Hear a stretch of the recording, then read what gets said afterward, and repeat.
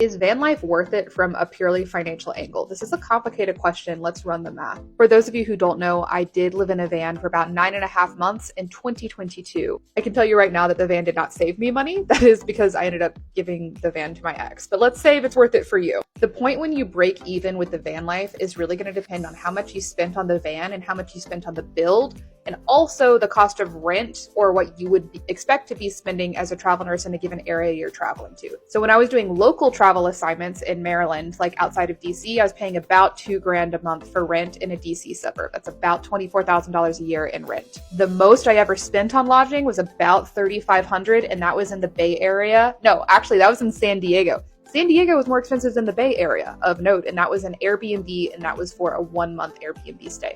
The calculations for people who are not travel nurses is going to be very different because, again, travel nurses are usually paying for fully furnished places, which are more expensive. For the 9 months that I ended up living in the van, depending on which price point you're looking at, I could have saved between $18,000 and $27,000 worth of rent. So at the end of the day, the answer is going to be how much is the base cost of the vehicle, how much is your van build, and what would you expect to be paying in rent in a comparable area.